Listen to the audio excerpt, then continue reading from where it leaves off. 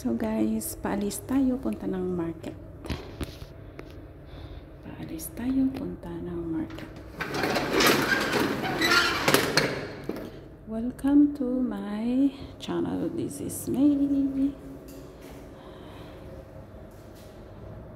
OFW life dito sa Hong Kong.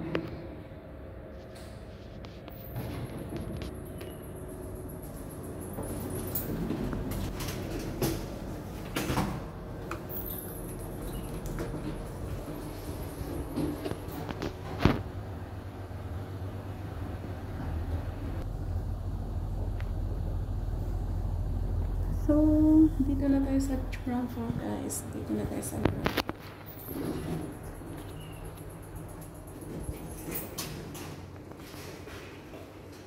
Hello.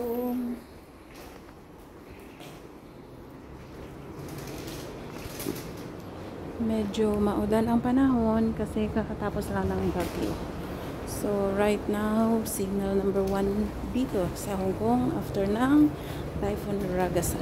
So, naglinis na sila dito guys sa baba.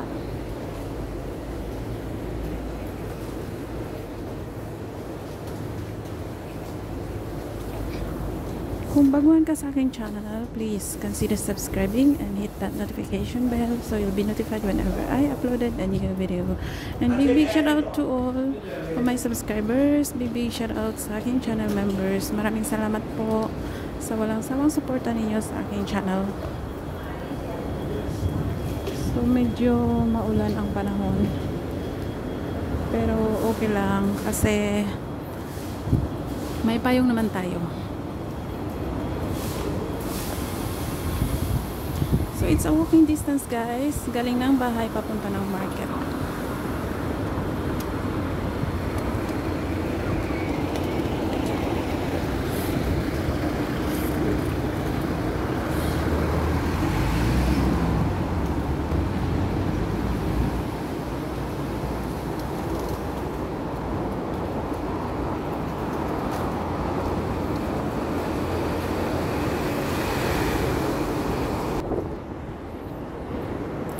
So dito tayo dadaan guys, shortcut dito siya. Kumbaga sa likod ng mga building tayo dadaan instead sa highway. Kasi sa highway guys is crowded and hindi lang siya crowded, kundi feeling ko is malayo siya. So dito banda is siya, although marami siyang stairs na dadaanan, pero mas malapit siya sa papunta ng market.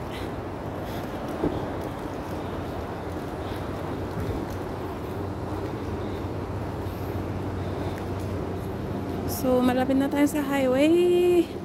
Join me guys. Sabayan ninyo ako punta ng market.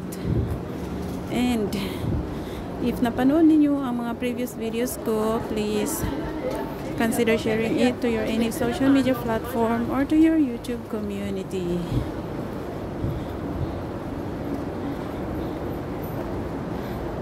Okay. So, ayan, after ng bagyo, putol na yung puno dito banda. So, yung puno din dyan, medyo siya guys, natabingi or almost siyang matumba na siya.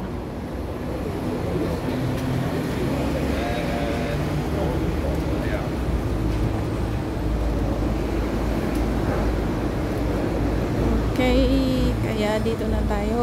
Ayan, dito na tayo sa highway guys. Wow, ang daming puno natumba.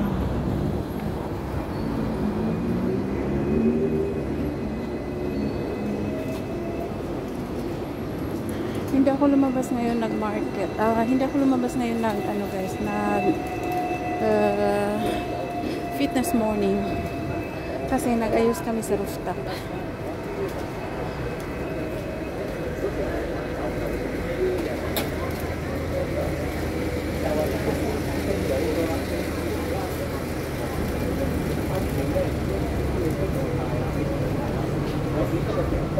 Let's check.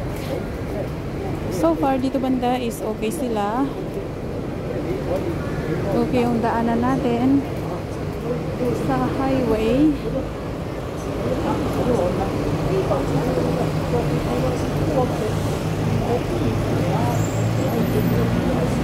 So kung OFW ka man sa ibang bansa, I think you can relate, lalo na dito sa Hong Kong, guys. I think you can relate buhay OFW dito sa Hong Kong.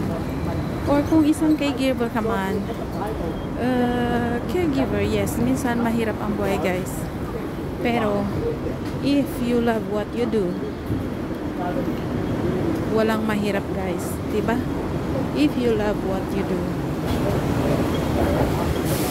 So waiting tayo ng stoplight, baka magka-penalty tayo ng 2,000.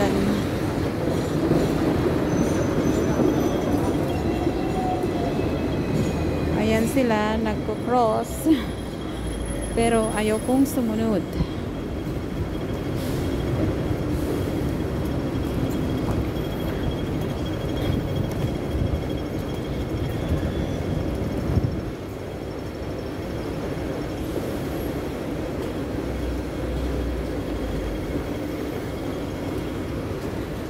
Okay.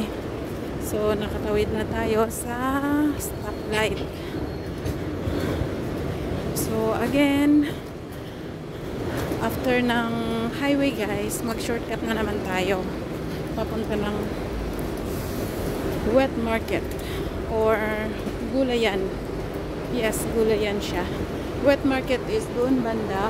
Yung gulayan is straight lang yan, pero super crowded. So, sa likod tayo dadaan, guys. Para lang siyang Pilipinas, di ba?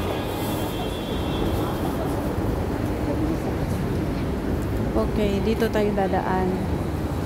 Sa likod.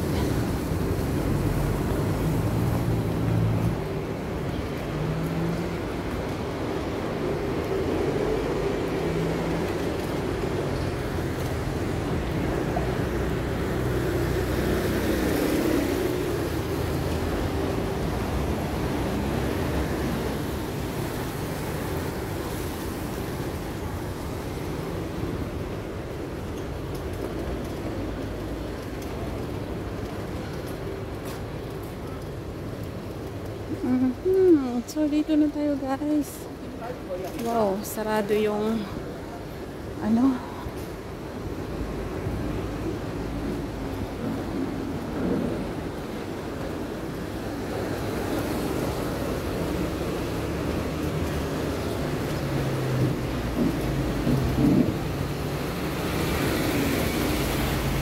Maraming sarado. Oh my God.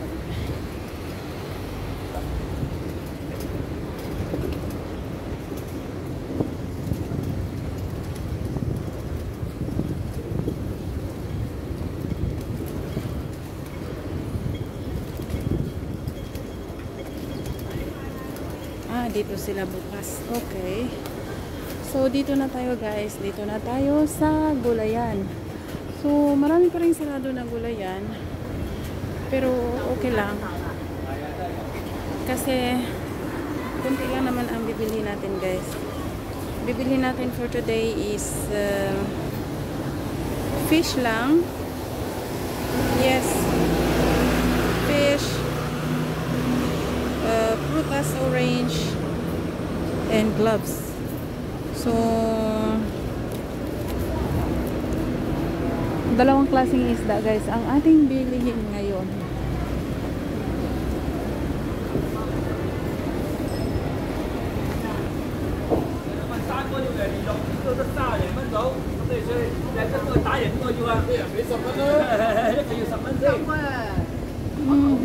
Oh my God, walang isda. Anong nangyari?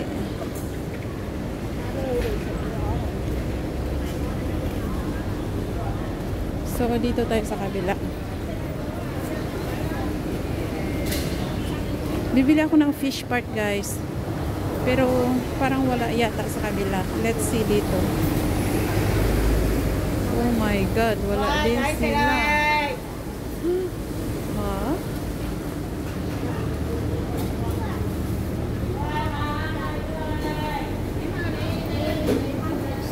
isang klaseng isda ang bili natin, which is laima.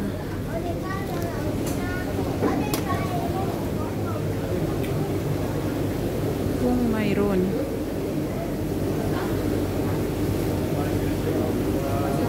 What? Wala silang laima. Wala?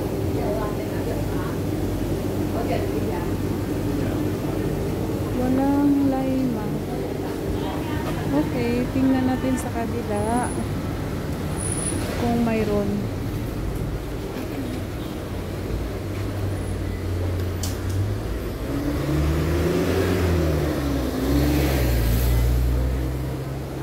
Walang masyadong isda. So, tawid tayo sa kabila, guys.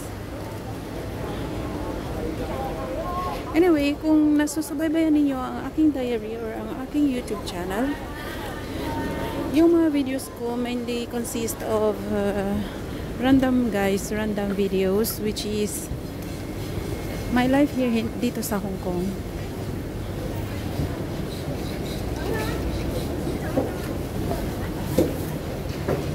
Minsan sa umaga,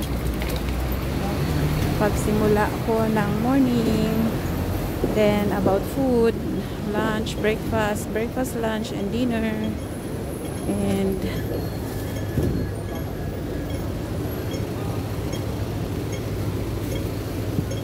minsan mga luto din. So ganun lang siya, diary ng ang aking YouTube pala is diary ko.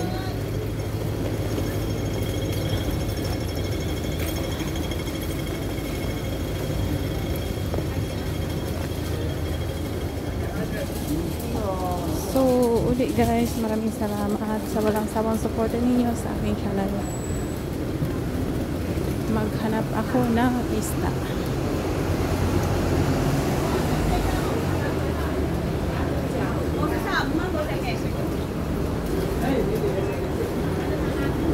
So, dito tayo sa kabila guys. Hoping na mayroon.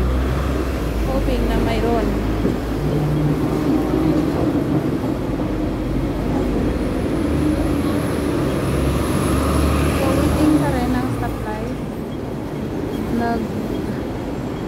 Kakaano lang yata.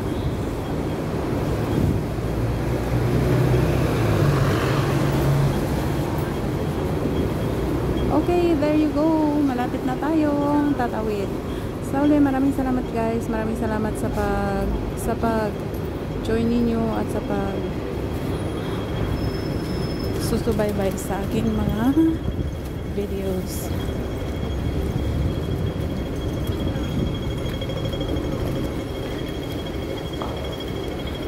So, dito banda na wet market is ano ito siya lahat.